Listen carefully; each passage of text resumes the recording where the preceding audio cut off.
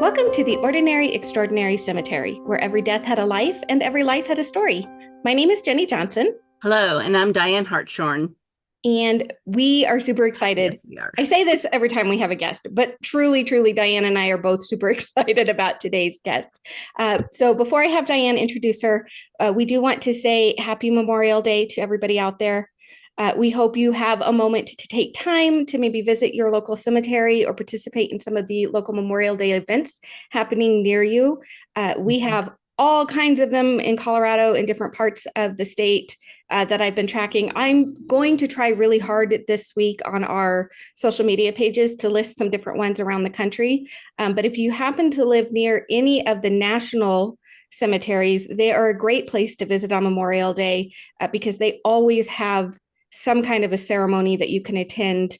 It's usually open to the public, and it's just a great way to pay your respects to all of those servicemen and women who lost their lives in the various battles throughout the last 200 years of our country, and to just take a moment, enjoy your long weekend. Most of us get that extra day off, but remember why we have that extra day and why Memorial Day exists in our country. Yeah, because at Evergreen Cemetery in Colorado Springs, we focus on the earlier history. So we are going to have a Civil War display. I don't want to say encampment.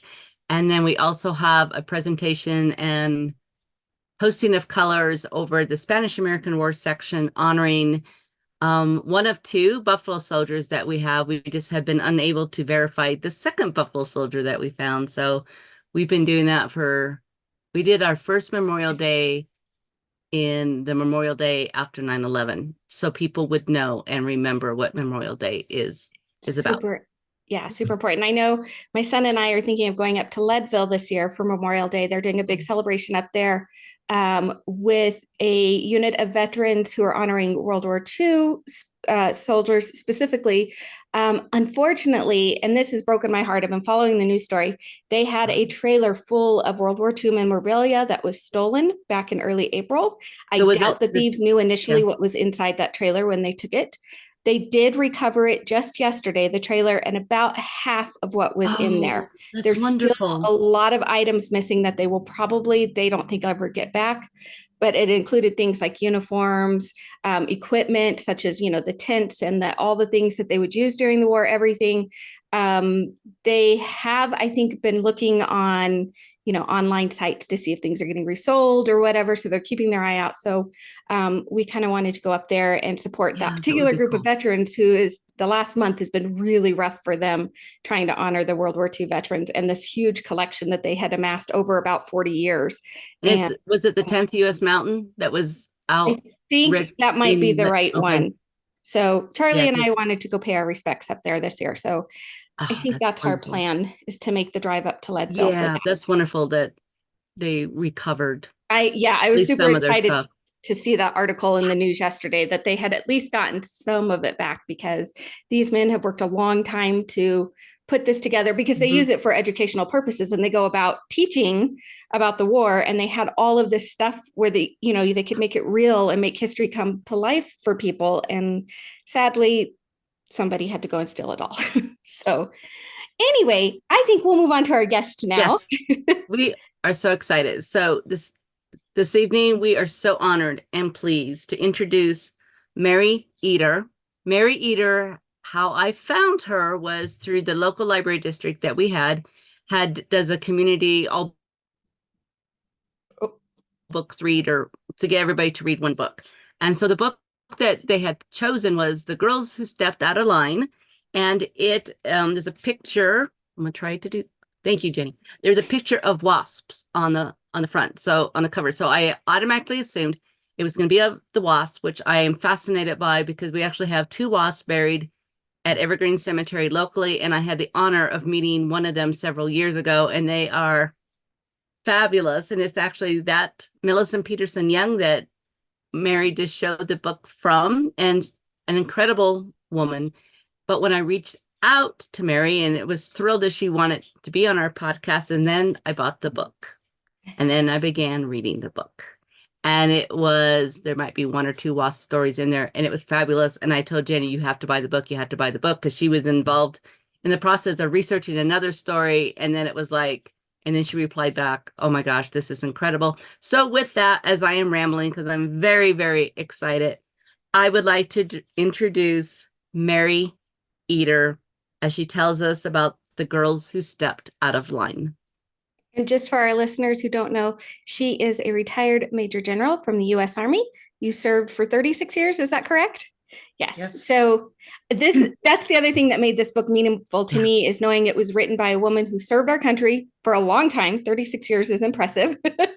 And that's a long career to have in the military for anybody.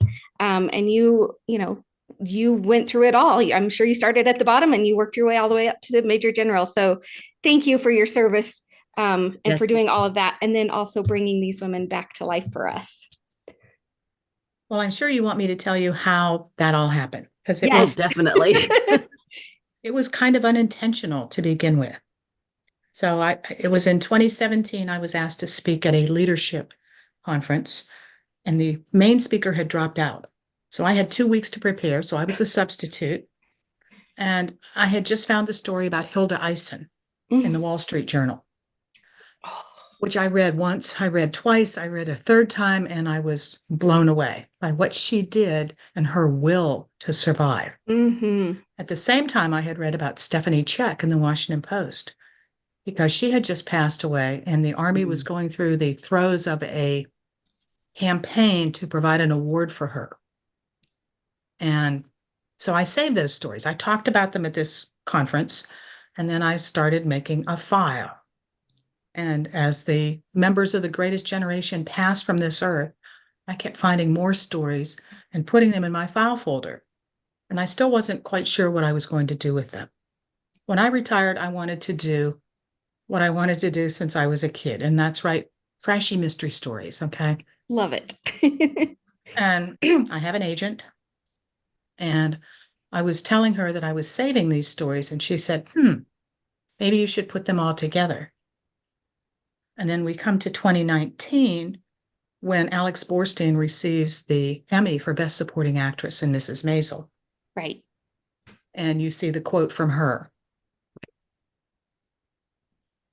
And that's when I said, this is what I need to do. It was almost it's like time. It's like somebody tapping. It's like, because I saw her Emmy thing, because I loved The Marvelous Mrs. Maisel. And it was like, it brings you to tears. If nobody's listened to it, you need to listen to it. It's incredible. I mean, it's 10 seconds of making you realize these are real people, and the effect they have echoes down through the generations. It makes you realize, and the thing is, these particular women that you focused on, this was all World War II. So the world was very different, and everybody in the world was affected. And these women, all of them, had to survive some pretty nasty things to get to where they were. And yet they didn't let it stop them, even when they were scared, even when they were facing some pretty awful moments, because there's a few moments you talk about in different stories where I just can't even imagine being there, not having had to be there, fortunately, but they did. And then they still, even after the war, even after all of that, they were able to continue on with their lives. And they did so many other things past that. So they didn't let just those moments during the war define them. It was a major part of who they were. But as you state several times, some of them didn't even talk about it for years afterwards. Like it got kind of put away. And it wasn't until there was more of an interest in bringing out these stories again that these women were finally asked to talk about these stories and to share these stories again. Especially those that survived the Holocaust and all of those, where they put that story away. They moved on with their lives. They had their families and their children, and they continued stepping forward. And they kind of just said, this is a bad dream, we're not going to talk about it. But they did later. And I'm so glad that people convinced them to share those stories, and that you were able to put them together too. Well, I like the idea of talking about afterwards, because most of the books you read about World War II are about those 4 years, those 5 years. Well, there's the whole rest of your life. So what does that mean when you put it all together in that concept of there's the before, there's the during, but there's a very long afterwards? And how does that affect what's next? Is there legacy for the children of those veterans to serve? How did they share their stories with their families, their friends, their neighbors? And some of them didn't for years. And a lot of it, in many cases, was because what they did was classified. Right. And the files were not declassified until years later. Right. Yeah, after a lot of them were already Even those gone. who worked within the 688 in the mailroom, those stories didn't come out until much, much later. And really, only in the last few years have they gained the attention they so well deserve. Oh, And yes. it's a shame because so many of them have already passed, and that's the sad thing, because they are not receiving that. Shoot, I can't think of the word. Us being Recognition. grateful and acknowledgement of their service, because they came home, and then women was like, okay, all the guys are home, everything's going to return to normal, you're going to be a good little housewife, and begin a family, and then that's it. And these women did some stuff that some of the guys wouldn't do.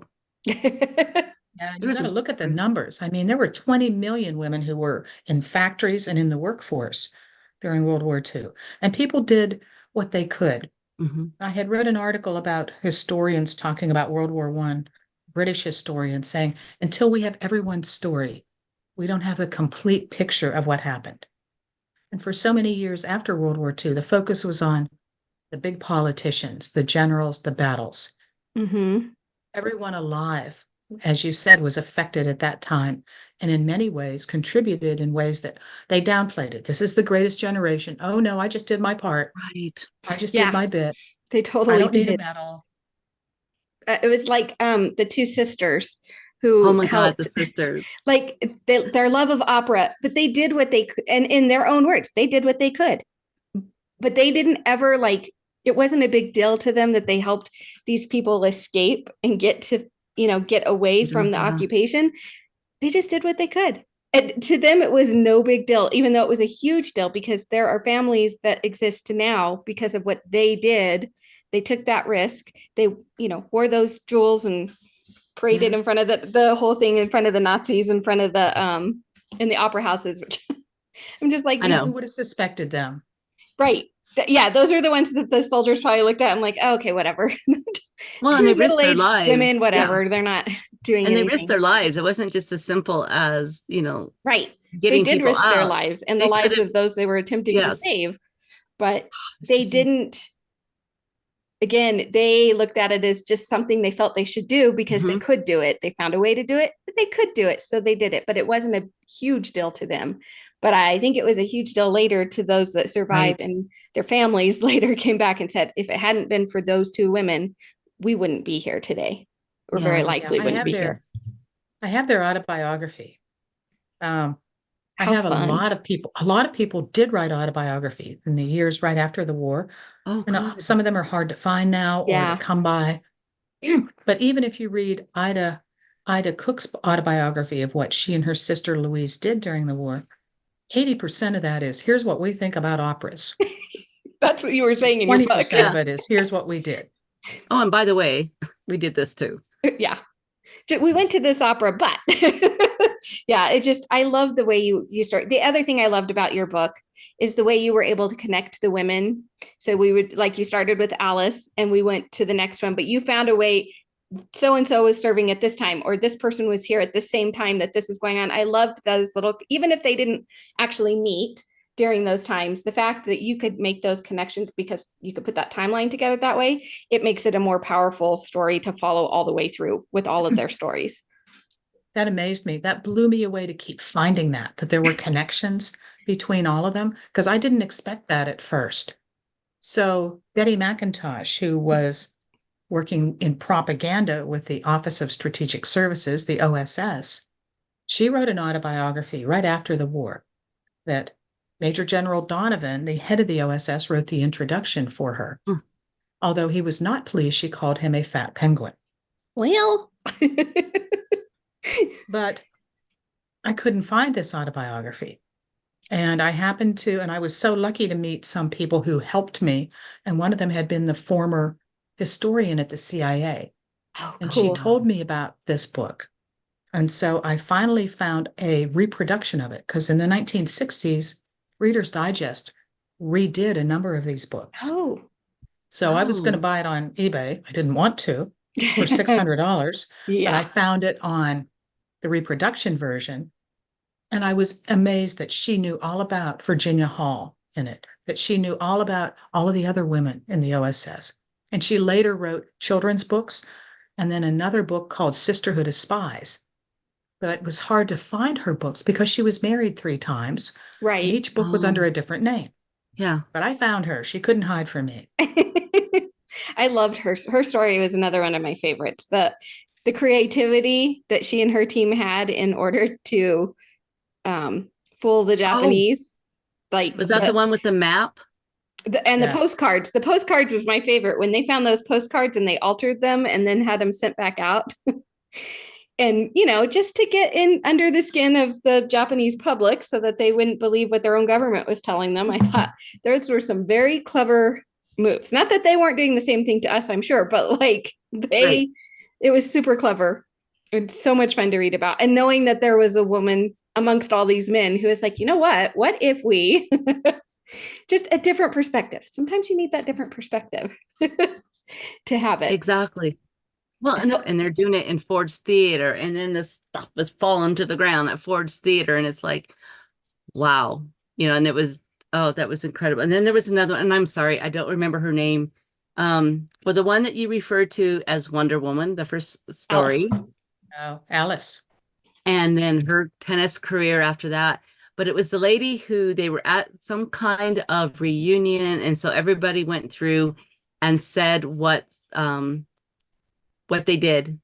And hers was a very secretive CIA.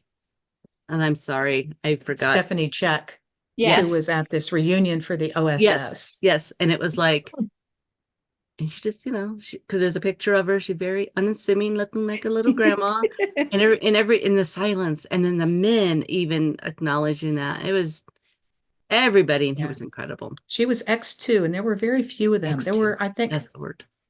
20,000 people in the OSS, and 30% of them were women. And the OSS was more equal in its treatment of women than many other organizations. And a number of them said, I never had any problems in the OSS. And Stephanie, when she stood up and said, I was X2, the whole room was shocked that she was a counterintelligence agent because there were so few of them.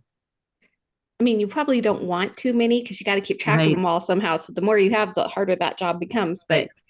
like, yeah, she was a counterintelligence. She survived her whole experience doing that particular job. And again, we couldn't have won the war without these women. I also loved the story of the nurses and following right behind, you know, the Yes. battles. And so, I mean, they were being bombarded as they're trying to treat these patients, and they had to develop a way to let's roll them under their cots for, you know, when we've got shells coming down around us or whatever. Like, you don't even think about that when you're going into medicine, that might be something you have to do in the future. And they had to come up with that kind of stuff on the fly, depending on where they ended up, because they're following the men as they're doing the actual Right. fighting. And that would have been nerve-wracking. So all of those nurses, I'm like, whoo. Well, yeah, because they were And talking I about also love the story of the nuns, you know, opening up their doors and that Christmas Eve dinner that got interrupted, but they got a little bit of peace for about 10 minutes. Well, when they're in Normandy, you always just see the men. Of course, yes, the men made the initial thing, but then here comes the nurses, and they had, you know, there was like the one was too blessed short, and she like, you know, sunk. But it was like it was not going in a nice little hospital, and it was. I had no idea. I had no idea that ever happened.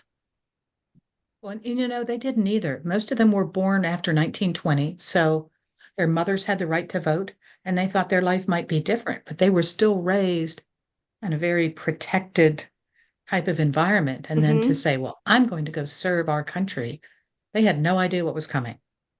No. And some of the stories that I read about them, some of the obituaries or stories written by people who don't have a military background, did not cover adequately or accurately what they actually did. And then the nurses put up the tent. That tent is not easy to put up. It doesn't come out of your SUV and pop up with a button. Right. Right, exactly. It takes all 18 people to pound the stakes into the ground, and then they have to pull on the ropes at the same time to get up the first tent, which is triage, the 2nd one that's surgery. Sometimes they never even got to their own tents for days. Yeah, that's it. And they moved every 10 days at least. And they were, Did it like all you over said, again.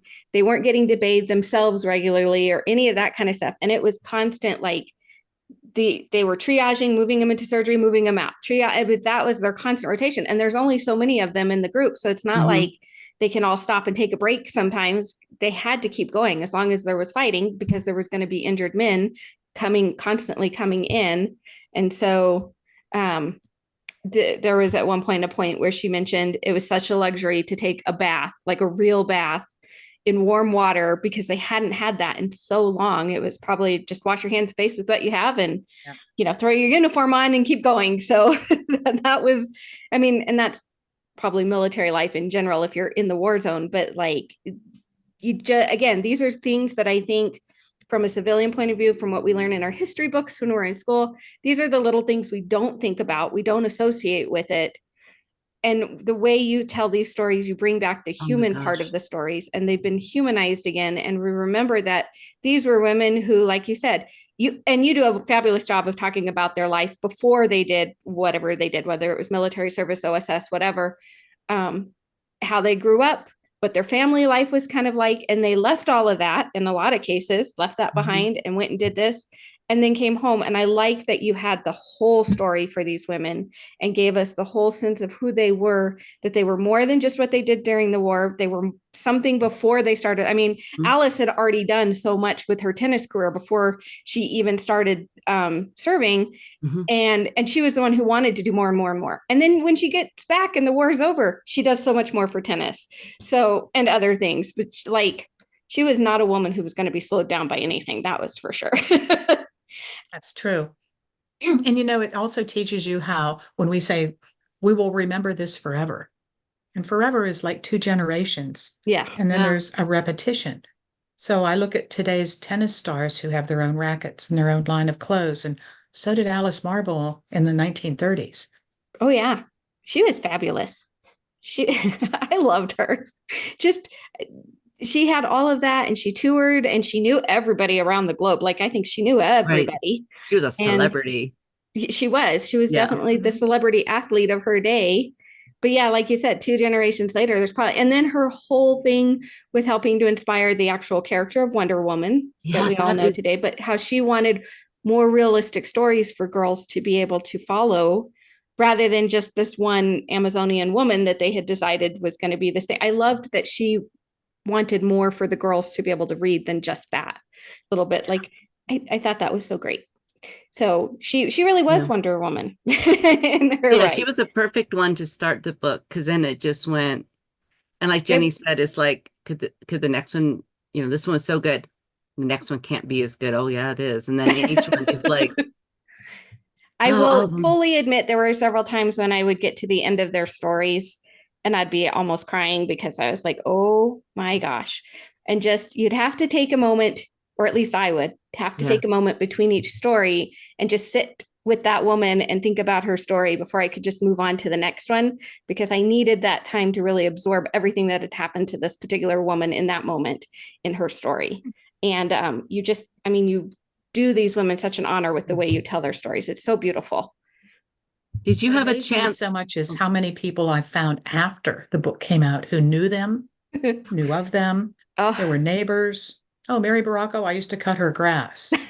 Or I was at the World War II Museum in New Orleans, and this guy comes up to me and said, hey, you were talking about Stephanie Check. She was my neighbor.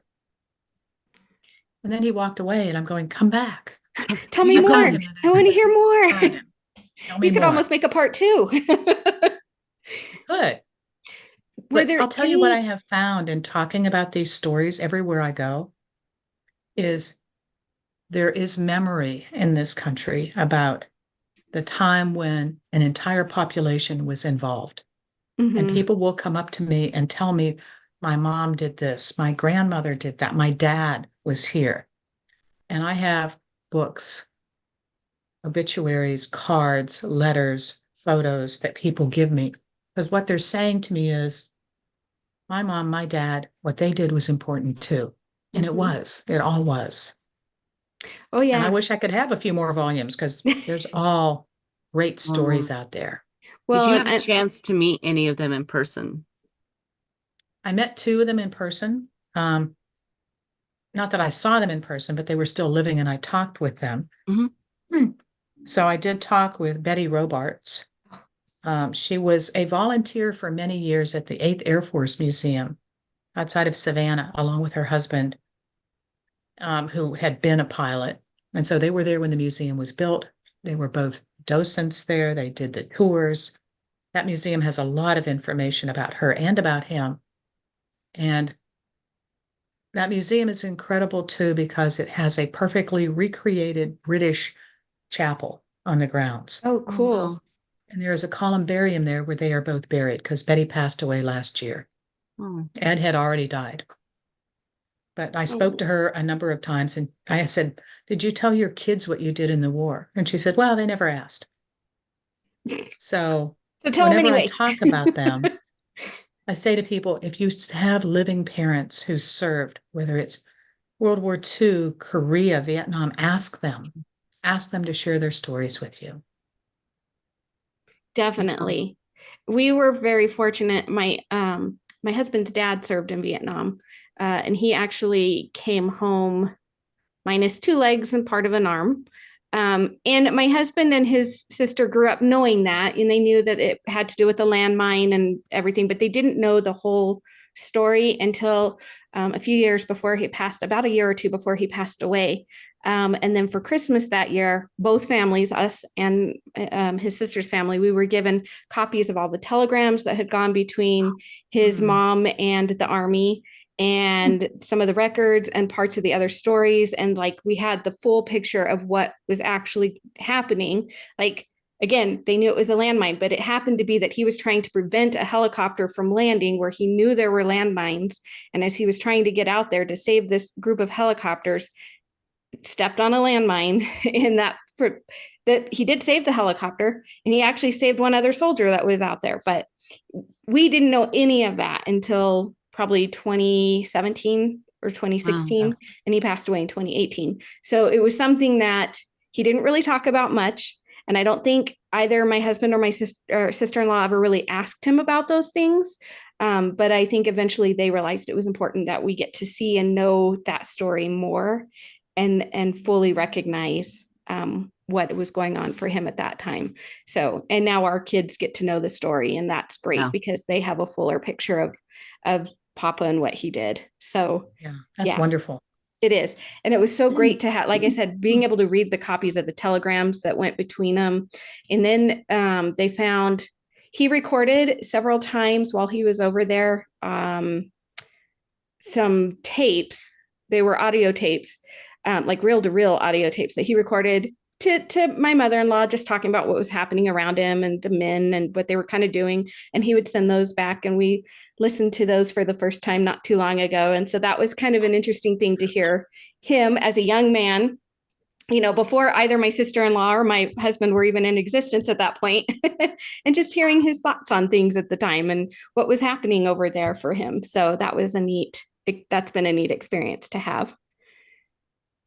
So that's one of the things I think is important, that you get to put that together for the next generations, especially so then they know him as a real person and as a young person.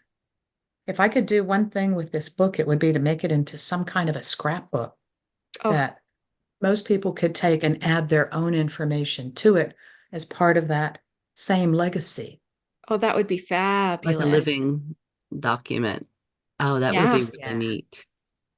It would be because like you said, you've got to get the firsthand accounts while the people are there, because once they're gone, those memories are gone. And unless they themselves wrote about it, we were lucky that so many of the women that you chose to write on here actually did write about themselves later on, or even in some cases right afterwards.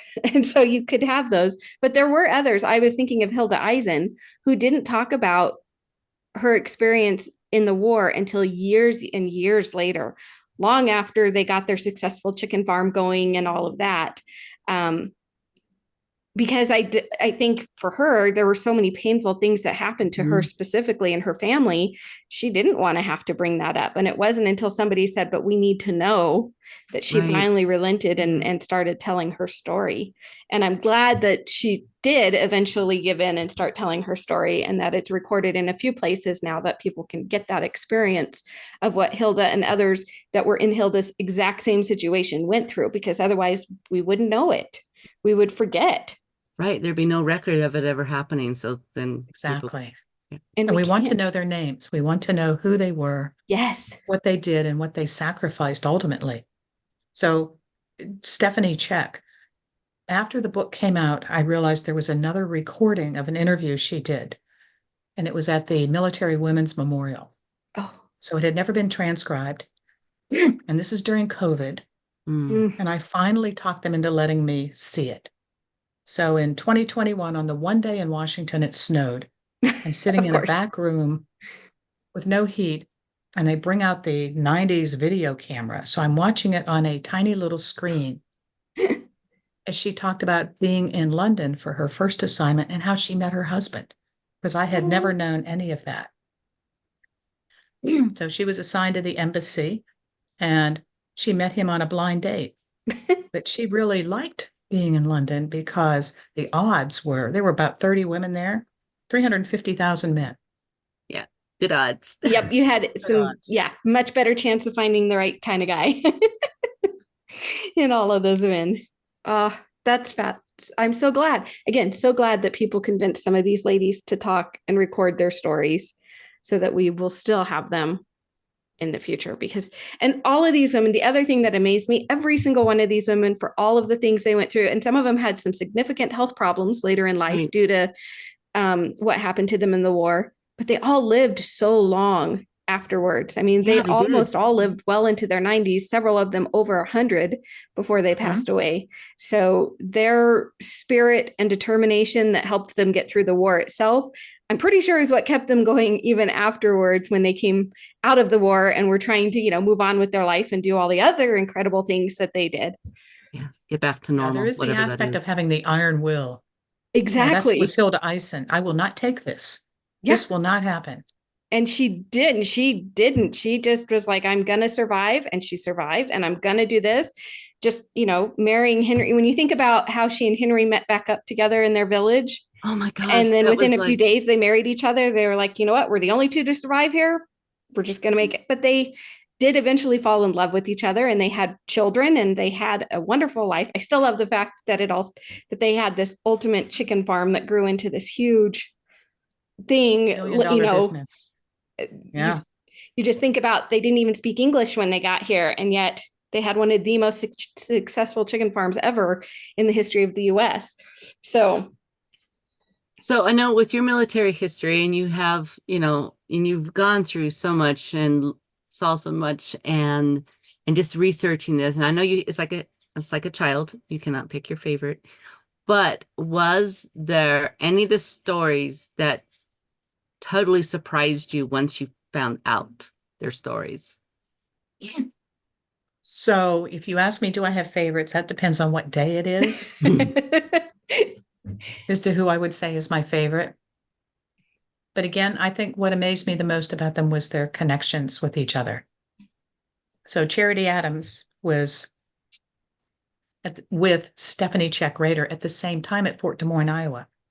Did they know each other? I don't know, but I wouldn't be surprised. Yeah. Excuse me. Two of them married pilots. I wouldn't be surprised if they knew each other because they were in close proximity to each other. I looked up where their bases were, and they were not that far apart. Right. Because by then I'm expecting another coincidence. You're like, wait, there's something's going to happen.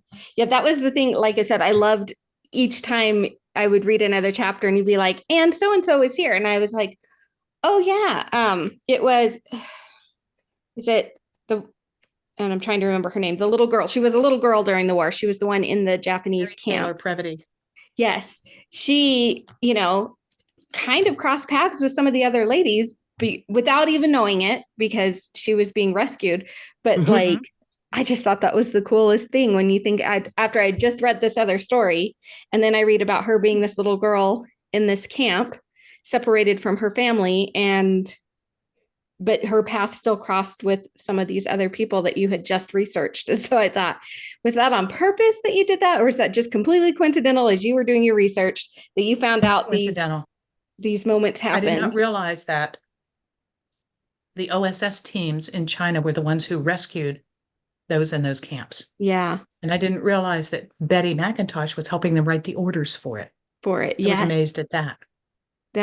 And that was so special to know that was going on at the same time. You know, this little girl and her siblings, they got rescued and fortunately reunited with their parents. They were lucky, and all of that. But that was very mind blowing when you made those connections. I was like, I really did enjoy that part of the story or the book. Well, it just showed the unity of everyone then, working together to. Right. Yeah. How everybody was really trying to work together to make this war a successful war, if that's the right term for a war, but we wanted a successful outcome. Right. I found another connection too, much later. This is a couple years ago where, anytime I wanted to ask a question about Kate, I would have to talk to her children. Mm-hmm. Kate and James had 7 children. So typically I'd talk to their oldest daughter, Marianne. So I would talk to Marianne and she said, look, my sister-in-law wants to talk to you. Carolyn's going to call you. I said, okay. So Carolyn called to tell me that she had read the book and she wanted, of course, to read about Marianne's mother, Kate Nolan. And then she was really surprised to see there was a chapter on Mary Taylor Prevost. And I said, why was that? And she said, because she was my neighbor growing up in New Jersey. Oh, wow. That's crazy. I would never have thought this. I would never have thought this. And she said, and she was a force in our neighborhood to be reckoned with. It wasn't just what she went through during the war, what she did as an adult and working not only in state government, but with young offenders. Yes. At this detention center. But she said it was 1974. President Nixon had just resigned. The Vietnam War is winding down. And Mary had a backyard barbecue on the 4th of July. And so there was all this political talk about what's wrong with our country. We need to bring back patriotism. And she said, we're going to have a parade. And all of the ladies in the neighborhood sewed this gigantic American flag. Oh. And for the next 50 years, it was carried in this 4th of July parade. How awesome. So Mary Taylor Prevost passes away in 2019. In 2020, with COVID, there is no celebration, but they put that flag up in front of her house and people would come up to touch it. Oh. And the parade came back the next year. So I have pictures of that parade that Carolyn sent me that show they did a reenactment. There's the neighborhood guys dressed up like paratroopers. Oh, there's a really bad looking float that's a plane. And then the kids handed out flyers explaining her story. Oh, that's and I was amazing. Blown away again. Oh my God. But see, you never would have known that if you hadn't written the book. I know. There's been so many gifts with this. Yeah, I can just imagine where, like you said, you just started saving the stories in a file initially, not knowing exactly what was going to happen, but you were meant to tell these stories and put them out there again and then continue learning so much more about each one of these women. And I'm sure you've learned about additional women and people that are not included because either you didn't know it at the time or because, you only get so much space in a book. Yeah. I know that editors are like, well, we can only give you this much space. So, right. Well, and they also like, well, can't you get it down to like 3 or 4 people? I said, no. I'm so glad you didn't. I'm glad you didn't. I'm glad there were more than 3 or 4 women because the way you put this book together, we see, and I think I said it earlier, we see aspects of the war that we don't necessarily think about otherwise. Little things that, because it happened to 1 or 2 people, they were in charge of this 1 or 2 little things or whatever, it pushed forward what was happening in the greater part of the war, but it's not something we think of in the greater context. And so these little things that they were doing behind the scenes, the code breakers, they didn't even know what they were actually totally doing. They kind of had an idea, but not really. And they were only getting one teeny tiny part. And it wasn't until years later that they learned the full effect of what their one tiny little job had to do, with the whole war. They didn't know. And of course, I understand why the military doesn't want to tell everybody everything during a war, because you got to keep some things under wraps. But it's one of those things when they realized the significance of that tiny little thing that they were doing in this room for 8-10 hours a day, what an impact that had on the overall success of the war. But we don't know that just looking at a history book. We don't get that information just looking at a traditional history book in your high school or your college history classes. That stuff isn't there. This is what makes these people real again, and makes us remember that they were going about their lives when this war interrupted their life and everybody around them, and they had to figure out how to get through it all. And the more you learn, the more connections you can make.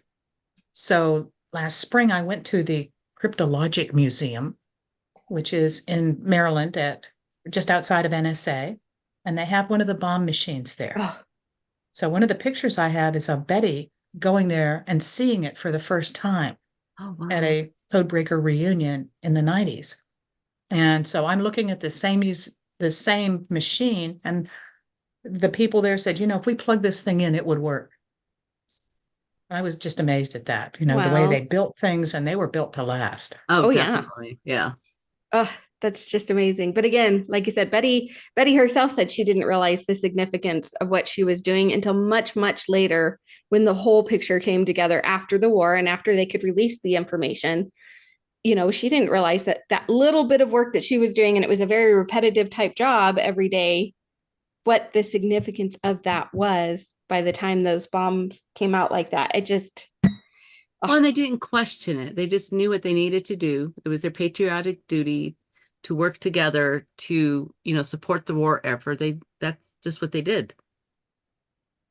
Well, if they made their oath, then they wouldn't question it anyway. They would just do it. Right. Exactly. Well, yeah. Because I just watched my son make his oath yesterday. So. And they had to be convinced that oath was serious. We will shoot you at dawn if you talk about this. Exactly. I will say, because my son's planning to join the military, and they had a ceremony honoring all the students in our district who have decided to make that their career choice.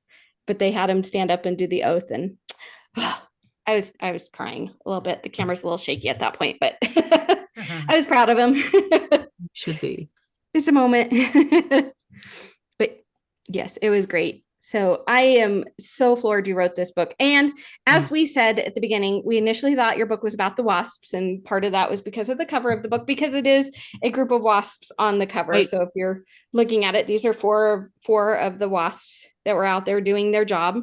I also loved reading in that section about these uniforms and how ill-fitting they were, and how the ladies had to figure out a better way to make them fit more comfortably, because they were not really designed for the women.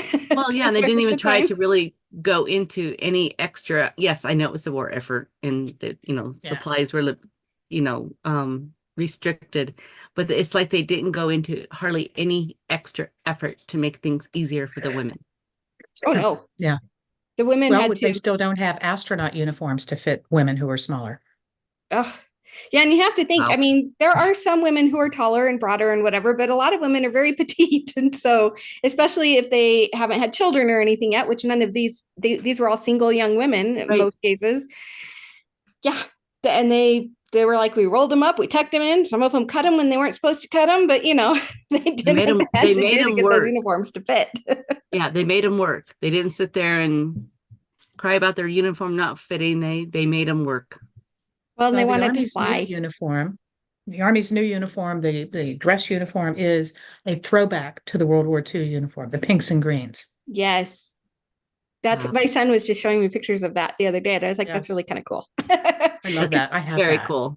I like those uniforms. Yeah. We were, because we grew up, Jenny and I know I grew up with it because my mom was born in the 30s, even though she didn't serve in the war, of course, but she remembers, the bombing of Pearl Harbor and all that. And then she would tell stories of the guys coming back. My uncle was a doctor in World War II, but as the time goes past, these generations are not connected to that anymore. So having a book like yours brings that connection back where people can, it's not that distant. It is, but it's not at the same time too. And we need to remember this, and these women, and of course the men, but these women and what they did. That we all played such an, not we, but Americans fought together, came together, and I guess sort of fought together, worked together too. And part of that is how we study history, because we study it in little blocks, the Mhm. post-war period, Great Depression, but it's all one long flow. Mm-hmm.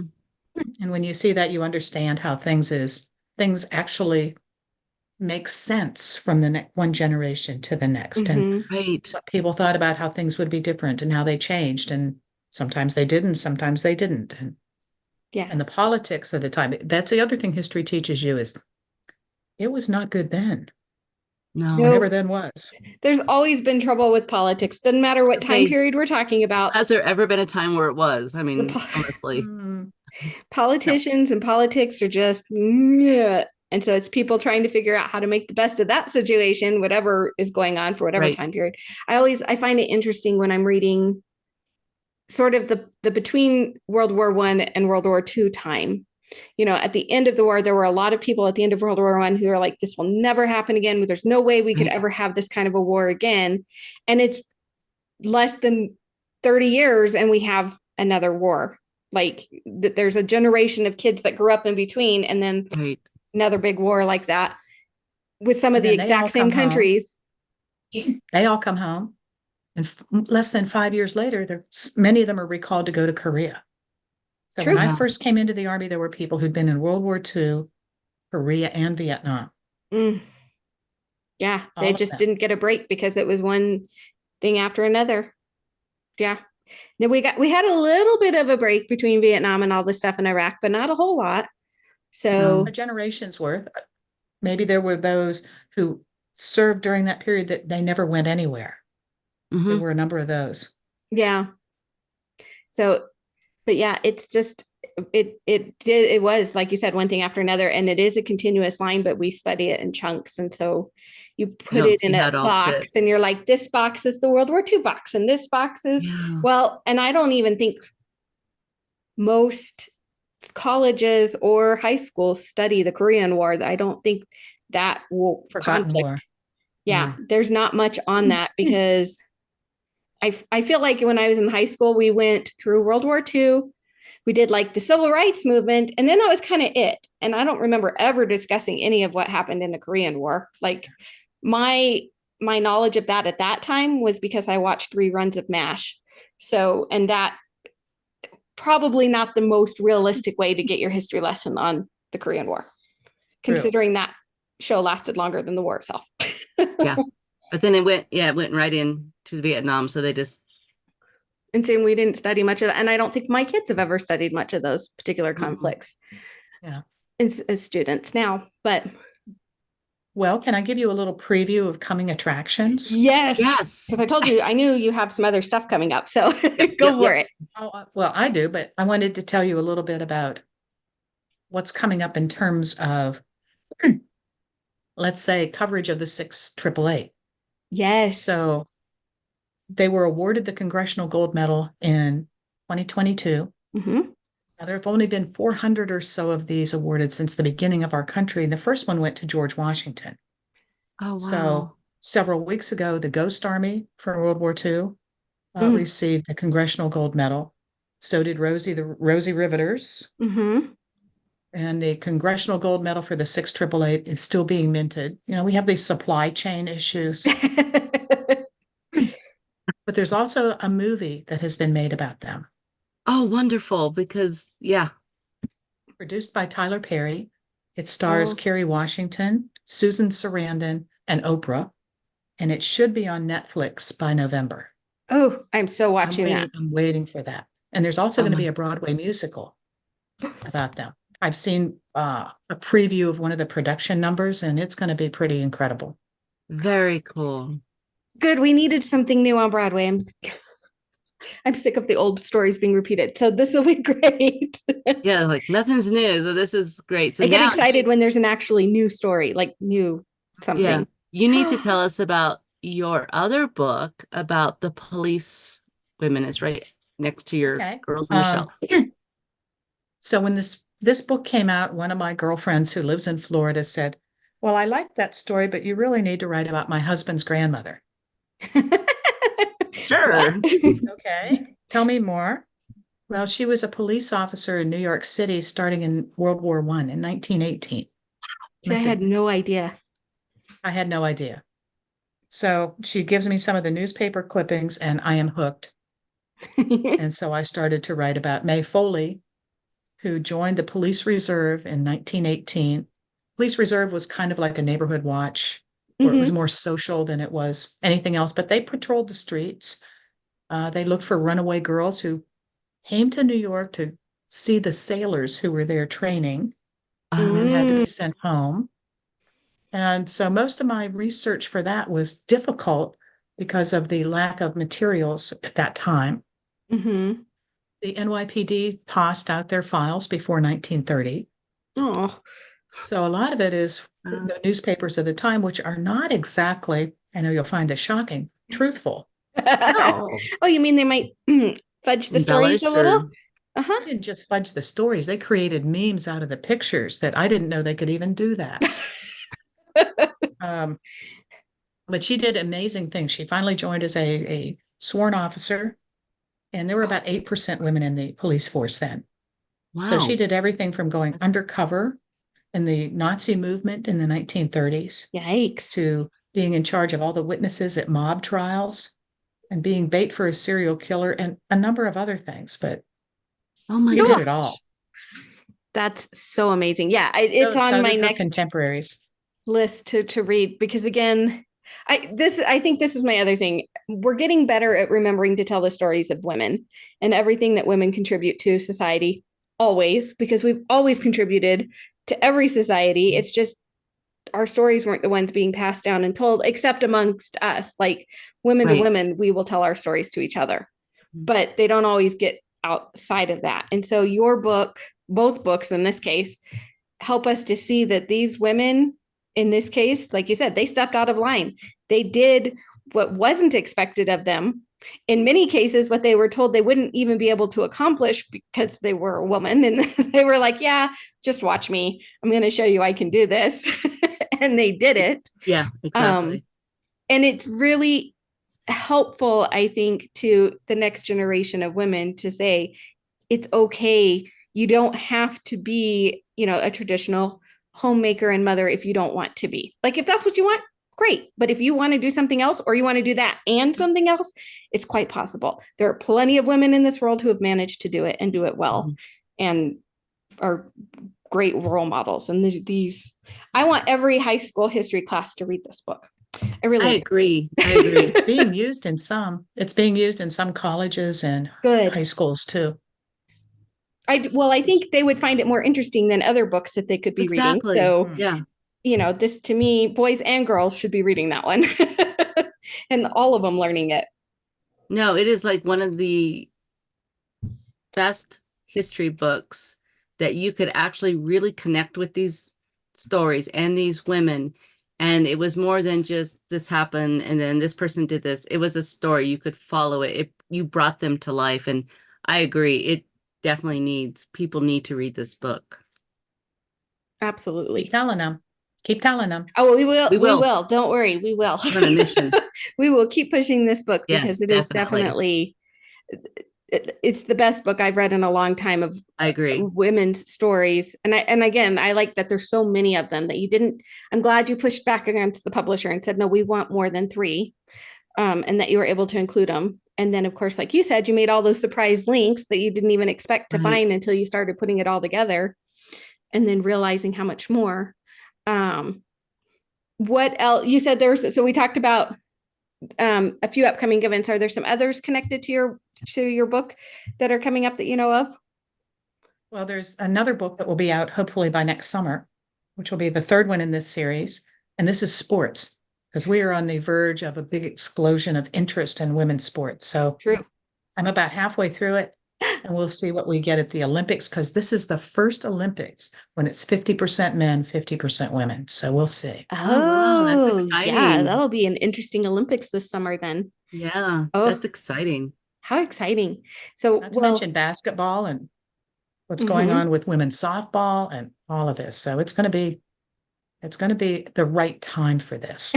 I think it was the right time for any of these books. Right, But, exactly. you know, I'm so glad that this book exists and that we can tell women to read it. Tell everybody to read it. Men need to read Everybody. it too, guys. You guys need to read this. Everybody should be reading this book, reading these I stories, agree. remembering these women. And like I said, there were many times I was very teary at the end of one or more of the stories, because it would hit really hard what these women had gone through to do what they did and to get where they were. And most of them were just so humble about it later on. Like, it just wasn't a huge, it was a big thing for them, but it wasn't everything for them. Like, they still went on and they did the rest of their lives and raised their children and grandchildren. And I'm glad that their stories are still existing. And again, in a way that makes it really enjoyable to read, and Right. makes you connect with them. And hopefully this will inspire people to look into their own family histories and find out the stories in their own families and record them somewhere, some way, so that they get handed down. Yeah. And these women didn't. They could have easily just stayed home and played it safe, but they didn't. So many I of can't them, imagine any of them wanting to play it safe. well, yeah, but so many of them went into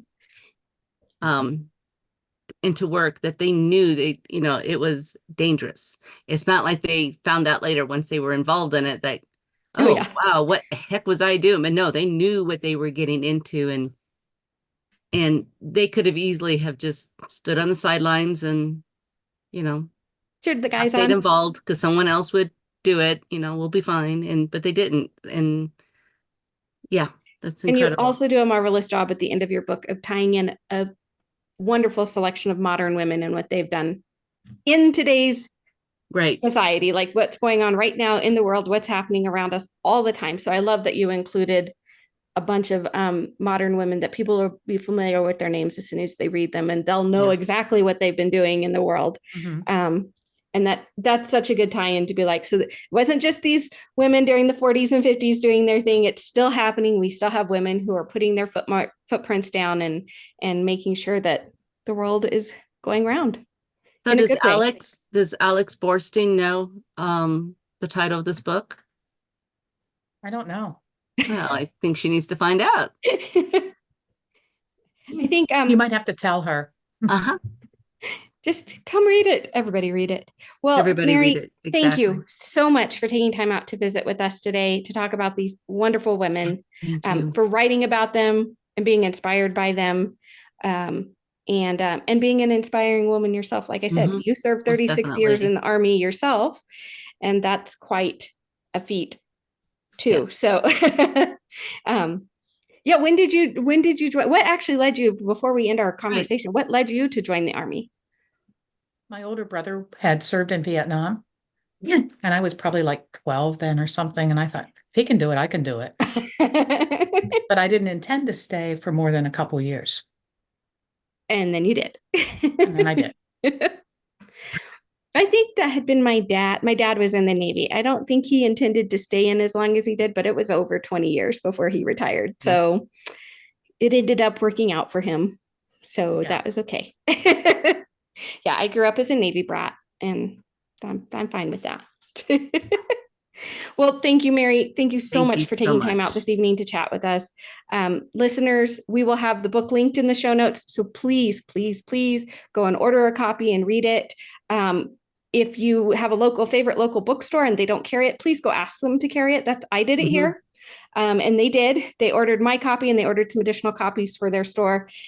Just if you're as enthusiastic as I was, they will order it and they will put it on their shelves for other people to buy, because everybody should read The Girls Who Stepped Out of Line, written by Major General Mary K. Eder. And it is hands down the best book of real women's stories we have read in a long time. I agree. Definitely. Yeah. And we'll have some pictures and stuff of these ladies up on our social media pages. So you'll get a chance to see all of that too when you go to Facebook and Instagram and all that fun stuff. We thank you for taking time to join us today for this Ordinary Extraordinary chat. To learn more about today's discussion, please visit our website, theordinaryextraordinarycemetery.com, where you will find additional links in our show notes.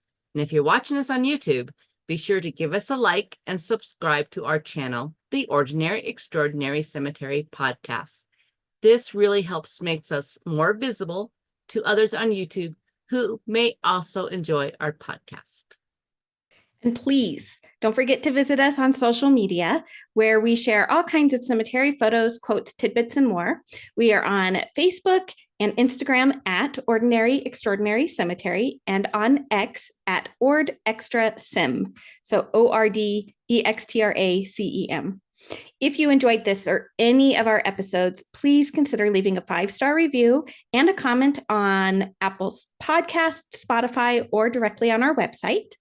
You can also leave those same comments on YouTube.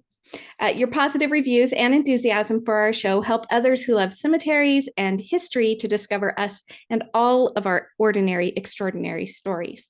And if you're feeling extra generous and want to help support the podcast in a financial way, you can now buy Diane and I a cup of coffee, either through YouTube or on our website. Simply click on the coffee cup icon and it will allow you to make a donation. Until we meet again.